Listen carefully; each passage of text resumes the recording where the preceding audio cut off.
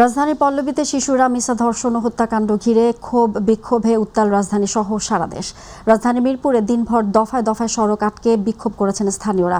বিক্ষোভ হয়েছে রামিসার বাসার সামনেও। সবার একটাই দাবি, শিশু রামিসা সহ সাম্প্রতিক ধারাবাহিক কয়েকটি ধর্ষণ, ভয়ঙ্কর কায়দায় খুন সমাজের ভিত্তিকেই নাড়িয়ে দিয়েছে। সামাজিক প্রতিরোধ আর আইনের কঠোর প্রয়োগের মাধ্যমে দৃষ্টান্তমূলক শাস্তিই পারে এ ধরনের বিকৃত অপরাধ প্রবণতা কমিয়ে আনতে।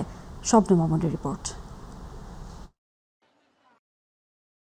7 বছরের শিশু রামিসা হত্যাকারীর কঠোর ও প্রকাশ্যে মৃত্যুদণ্ডের দাবিতে মিরপুর 10 নম্বর গোলচত্বরে দফায় দফায় পালিত হয়েছে ব্লকেট কর্মসূচি।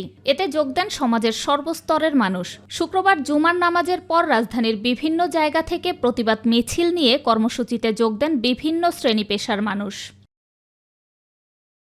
বিক্ষোভকারীদের দাবি, দ্রুততম সময়ের মধ্যে অপরাধীদের দৃষ্টান্তমূলক শাস্তি দিতে হবে। প্রকাশ্যে মৃত্যুদণ্ড কার্যকরেরও দাবি তোলেন অনেকে। যতদিন পর্যন্ত আপনি বিচারহীনতার সংস্কৃতিকে সামনের দিকে এগিয়ে নিয়ে যাবেন, ততদিন পর্যন্ত এই দেশে কোনো কিছু হবে না।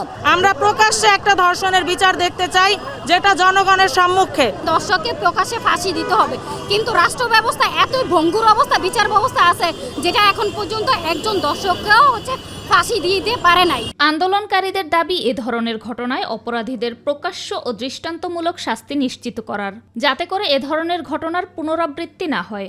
ধর্ষক নিজেই বলতেছে সে কিভাবে ধর্ষণ করছে, তাহলে তো ধর্ষণের বিচার হতে এত সময় নেওয়া উচিত না। আমরা সবাই দেখতে চাই যে এইবার একটা বিচার হয়েছে, একদম ডিরেক্ট ফাঁসি হয়েছে। মিরপুর 10 নম্বর গোলচত্বর ছাড়াও মিরপুর 11, পল্লবী সহ রাজধানীর বিভিন্ন এলাকায় নানান সংগঠনের ব্যানারে বিক্ষোভ করেন শত শত মানুষ। রামিসা হত্যাকাণ্ড সহ সকল ধর্ষণের ঘটনায় দোষীদের সর্বোচ্চ শাস্তি এবং দ্রুত বিচারের দাবিতে ক্ষোভ জানাচ্ছে সাধারণ মানুষ। এখন দেখার বিষয় কত দ্রুত বিচার নিশ্চিত করতে পারে প্রশাসন। শবনম, অবনী, মিরপুর 10, মাই টিভি, ঢাকা।